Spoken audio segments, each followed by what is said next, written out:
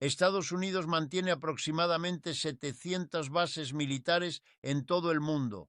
Rusia y China no tienen nada parecido. China declara una y no sé qué declaran los rusos, pero es insignificante. ¿Qué significa eso? Déjame darte otro ejemplo. Durante las reuniones en Beijing, lo único dramático que hizo Estados Unidos y de lo que se aseguró de que el presidente anunciara fue un acto extraordinario. Un pequeño bote con unos pocos motores fuera de borda se movía en aguas a unas 1000 millas de Estados Unidos. Por las fotos mostradas, estaba claro que el bote no tenía misiles. Era demasiado pequeño para sostenerlos.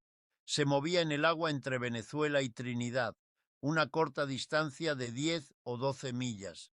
Estados Unidos tomó esta medida extraordinaria, ya que no puede saber qué hay en un bote así sin una inspección cercana. No detuvo el bote ni arrestó a las personas a bordo. Explotó el bote con un dron o un misil, matando, según el gobierno de Estados Unidos, a 11 personas que estaban en él. Esto fue anunciado por el presidente en su conferencia de prensa, sin arresto, sin juicio, sin jurado, y estas personas fueron ejecutadas sumariamente.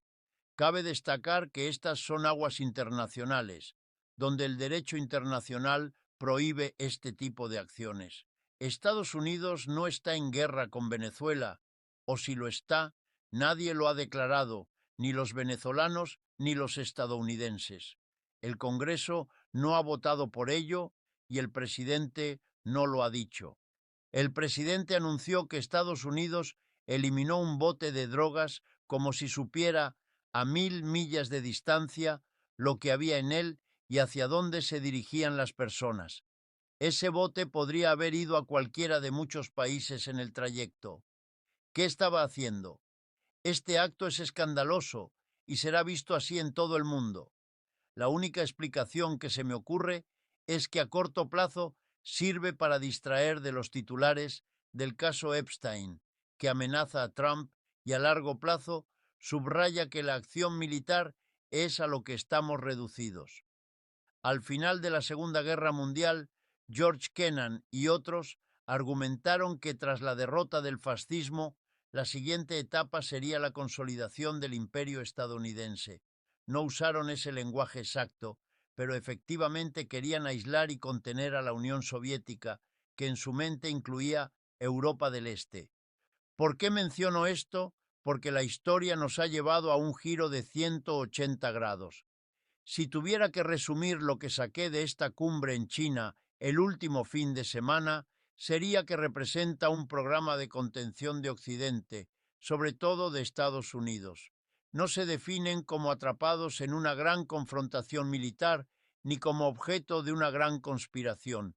Por ejemplo, cuando mostraron un clip sobre la salud de alguien mientras conspiraba contra Estados Unidos, Putin sonrió y dijo que apreciaba el sentido del humor de Donald Trump.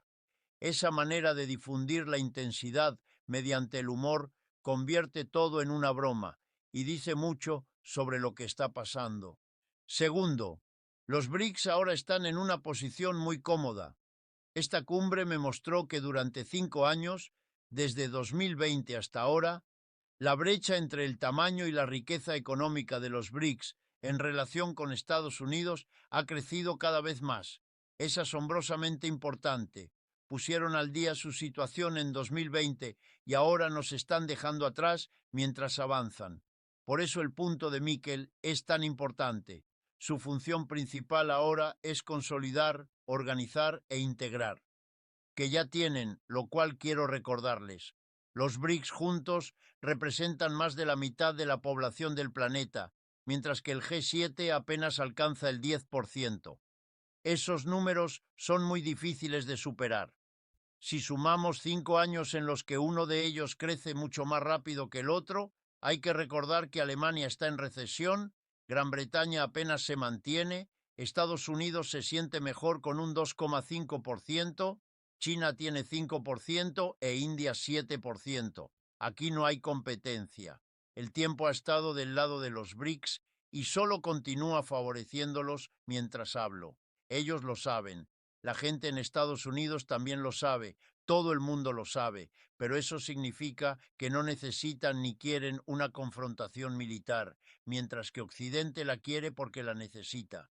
Es importante tener eso en cuenta para no malinterpretar la dinámica actual. Creo que en el fondo hay una situación muy peligrosa. En Afganistán, Estados Unidos comenzó, si lo entiendo correctamente, a usar drones para asesinar a grupos de personas que a menudo resultaban ser funerales, bodas o reuniones familiares. Si sigues haciendo eso, estás enseñando a quienes te rodean a estar profundamente enojados, amargados y temerosos, porque para ellos esto es una destrucción militar irracional. Esto explica honestamente por qué Estados Unidos perdió la guerra en Afganistán contra los talibanes. Hoy, Afganistán está bajo control talibán. Ellos ganaron, nosotros perdimos. Y una de las razones fue lo que hicimos allí. Y parece que no hemos aprendido la lección.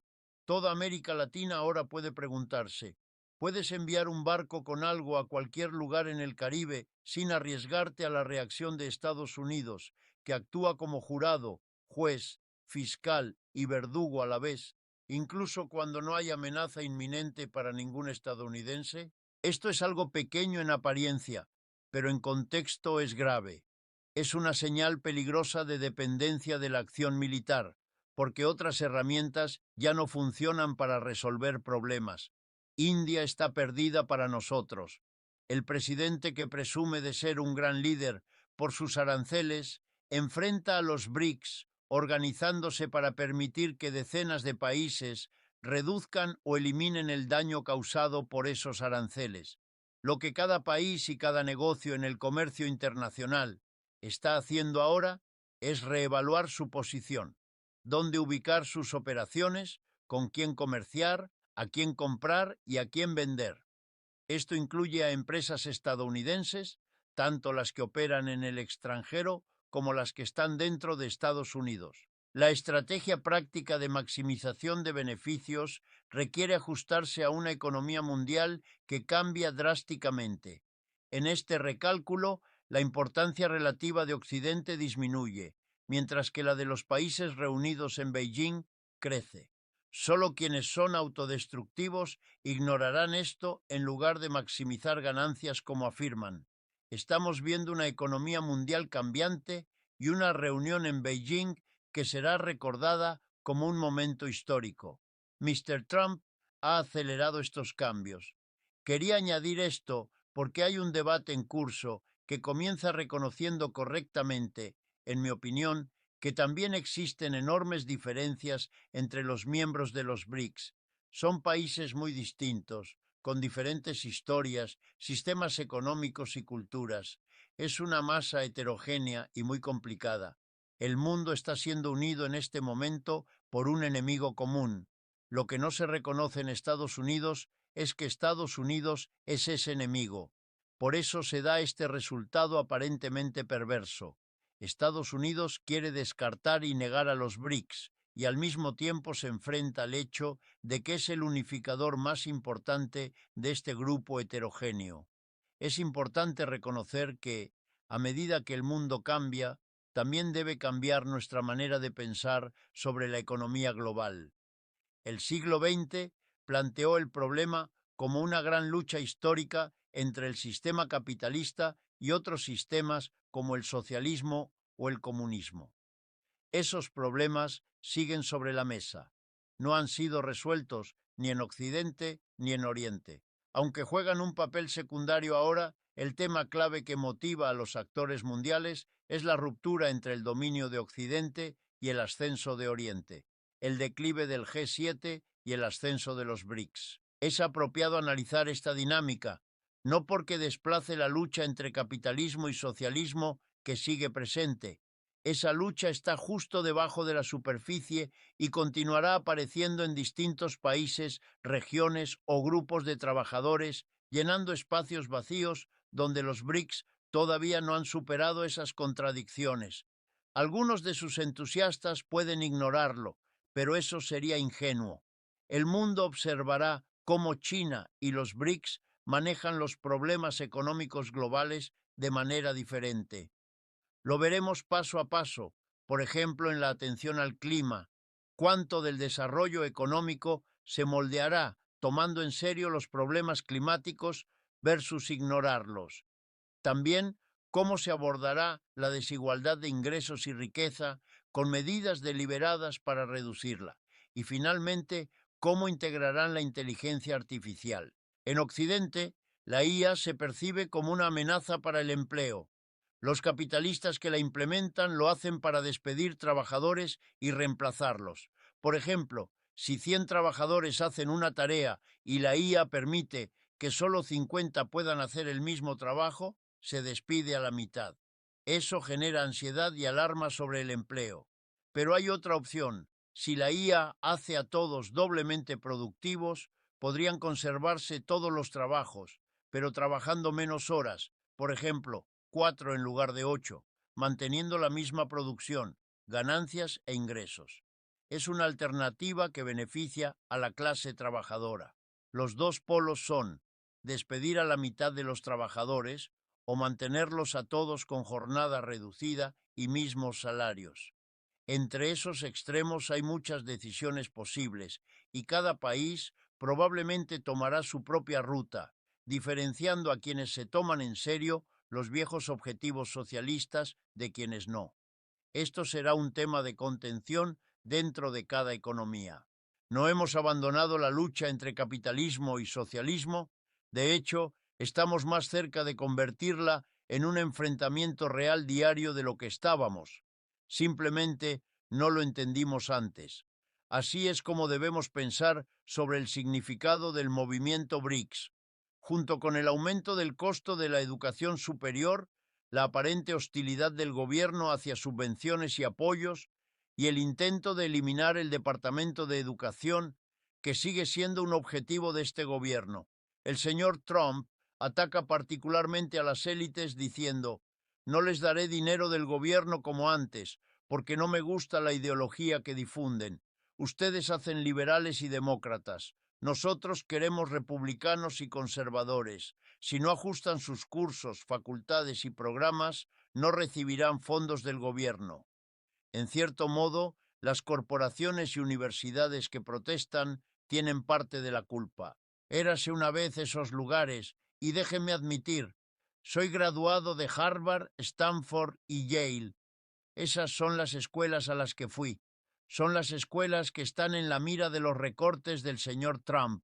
Podrían haber sido universidades, en su mayoría lo eran cuando yo estudié allí, pero decidieron volverse más grandes y ricas y dedicarse a muchas cosas además de educar. Se asociaron con corporaciones y con el gobierno, tomaron mucho dinero para enriquecerse y convertirse en grandes corporaciones, y ahora están pagando el precio. Deberían haberse mantenido independientes y comprometidas con la educación, que fue su propósito original. Si no aprenden esa lección, veremos mucho más control sobre las universidades de lo que ya se está intentando ahora.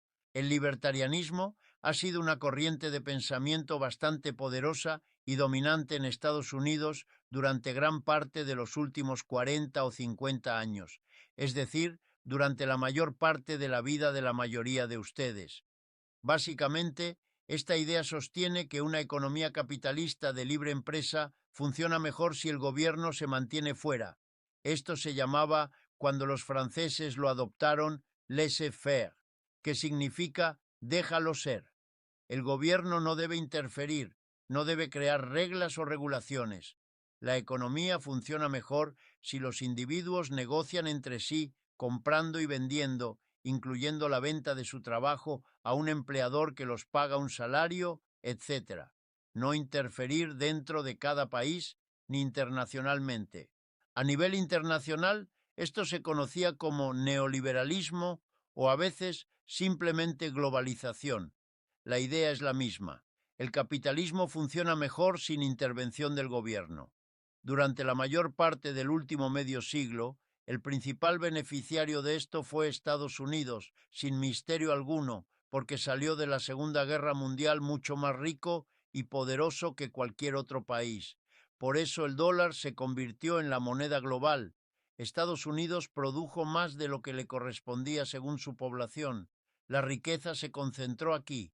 El oro del mundo se almacenó en Fort Knox y nadie podía competir con él. Un mundo libre para que el poder económico hiciera lo suyo fue muy ventajoso para Estados Unidos, porque tenía más dólares que nadie podía imaginar. Pero todo eso terminó. Estados Unidos ya no es el jugador dominante. Esto no se le ha dicho al pueblo estadounidense porque ningún político quiere asumir la tarea de dar ese mensaje. Los políticos lo evaden, lo niegan. Yo no soy político, así que no tengo esa obligación, y usted querrá saber lo que realmente está pasando. ¿Cómo lo sabemos? Porque el libertarianismo, toda esta idea de mantener al gobierno fuera, está completamente muerto, y nadie ha actuado como su asistente de entierro más que el señor Trump. Hace unas semanas, Trump dijo: voy a imponer aranceles a todos los países del mundo. Estoy interviniendo, moldeando el mercado. No puedes vender tus bienes a estadounidenses como antes, negociando con empresas o consumidores. Quieres vender aquí, tienes que pagar impuestos a mí, el tío Sam, en Washington. No importa de dónde vengas ni lo que produzcas. Quieres vender aquí, tratas con el gobierno. Eso es lo opuesto al libertarianismo. Luego comenzó a dar dinero a corporaciones seleccionadas, siguiendo en eso al señor Biden para moldear su capacidad de competir con los chinos en microchips y paneles solares, interviniendo directamente. Después vinieron las sanciones, algo que Biden también manejó muy bien, así que esto se ha convertido en una especie de entierro bipartidista del libertarianismo. Necesitamos al gobierno. ¿Cómo lo sé? Porque el presidente nos lo dice. La seguridad nacional requiere que se tomen decisiones como controlar el Canal de Panamá o considerar Groenlandia como parte de Estados Unidos. Esta es una intervención masiva del gobierno, a menudo justificada porque la necesitamos. La economía está en problemas y se solucionará mediante estas medidas, o por seguridad nacional. No me interesa tanto la razón. Los problemas ya existían durante el auge del neoliberalismo, tanto de seguridad nacional como económicos. La diferencia ahora es la respuesta. Por primera vez en un siglo, Estados Unidos tiene un competidor económico importante, la República Popular de China. Esto no es un respaldo a los chinos ni una declaración de que no tengan problemas. Todos los países los tienen.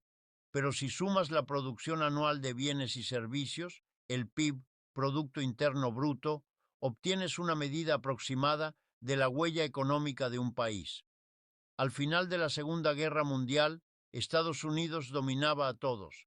Su PIB superaba al de cualquier otro país importante, cuyas economías habían sido destruidas por la guerra.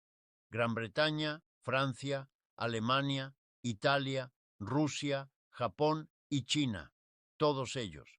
Hoy la situación es muy diferente. China y sus aliados, los BRICS, representan más del 35% de la producción mundial. Estados Unidos y sus aliados, el G7, representan alrededor del 27%, ni siquiera cerca. China es la potencia económica más grande y rica. Además, los países BRICS tienen más de la mitad de la población mundial, mientras que Estados Unidos representa solo el 4 o 5%. Ya no somos la potencia que éramos. El señor Trump reconoce esto y nos dice que usaremos el Estado por todos los medios. El libre movimiento de personas ya no es una opción. Estamos deportando a quienes han trabajado aquí por 20 años, han pagado impuestos y no tienen delitos. Tampoco hay libre comercio. Estamos imponiendo aranceles y sanciones. Estados Unidos es el país número 1 en sanciones y confiscación de propiedades, como con los activos rusos congelados en la guerra de Ucrania. Esto marca el fin del neoliberalismo. Ahora vivimos en un mundo de nacionalismo económico, y es importante entenderlo, porque justifica las acciones de Trump y muchas de las políticas de los demócratas. Si criticamos estas políticas, debemos reconocer que la ideología libertaria neoliberal ya no es la justificación. La vemos solo en figuras como Elon Musk, cuando despide empleados federales y reafirma el viejo mantra de que el gobierno es innecesario y que el sector privado es más eficiente. Pero nadie cree eso ya, señor Musk. Como todo lo demás, esto se está revirtiendo y amenaza la riqueza, la reputación y la propia Tesla.